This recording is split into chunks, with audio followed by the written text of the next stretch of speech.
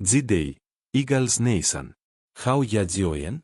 Before we get stuck into this massive drama at the Novaker complex, do us a favor and smash that like button.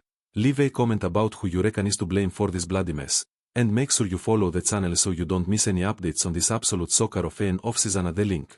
Philly is a city built on hard yak and grit, but what we are seeing at the start of 2026 isn't just a rough patch, it's a full-on collapse of everything the Eagles stand for. The vibe among the fans and the media is pure desperation, and it's turned into a third-income roar of frustration.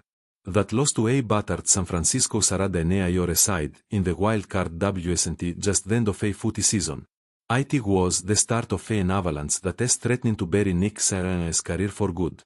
To understand the hole the Eagles are in, you've got a look at the scores from that 23-19 loss to the Niners.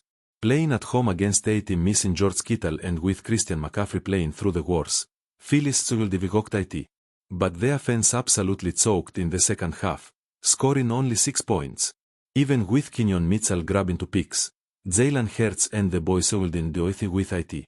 That inability to convert when it mattered was the final nail for Kevin Patullo, but the problems go way deeper than just bad play CLNG. What happened next was a total circus. For the first time in ages, the offensive coordinator job, with stars like Hurts, Saquon, and A.J. Brown, was treated like a poison chalice. Word out that the job was undesirable and top blokes like Declan Doyle and Charlie Guys Jr. flat out said no, preferring to stay put rather than jump into the bonfire that Sirianni's staff has become. Hiring Sean Mannion, a bloke with only 2 years as an assistant, feels like a massive punt. He might be a smart cookie, but he has never called plays in his life.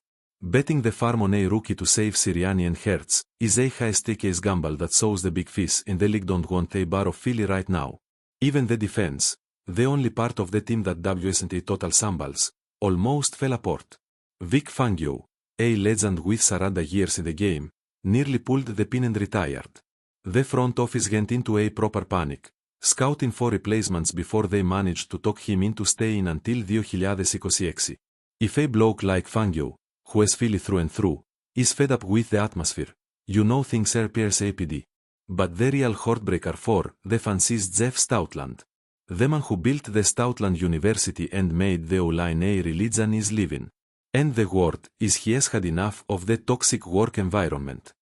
Stoutland is a survivor who has been through heaps of coaches, and so if he is walking away, something is seriously broken.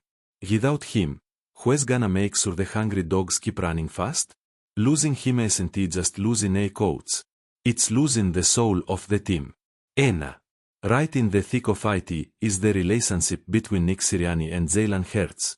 What used to be a winning partnership is now under the microscope every single day. Sirianni's aggro energy seems to have rubbed the locker room the wrong way, and seeing him blow up at A.J. Brown on the sideline was a bad look for a leader under pressure. Meanwhile, Hurts is facing the biggest season of his life. With a new coordinator every year, he has gone stagnant. If Mannion can't get him back to his best early in 2026, the Bucks' patience is gonna snap. Philly is obsessed with the 24-7, ignoring them beyond everything else. It's all about saving the ship before it sinks. Sirianni is on the hottest seat in the NFL, and the fans are just hoping that the spirit of Stoutland and the wisdom of Fangio are enough to keep them in the hand while the leadership tries to find its way out of the fog. The Eagles 2026 started with a disaster. Now we'll see if they can dig themselves out or if they are gonna ski.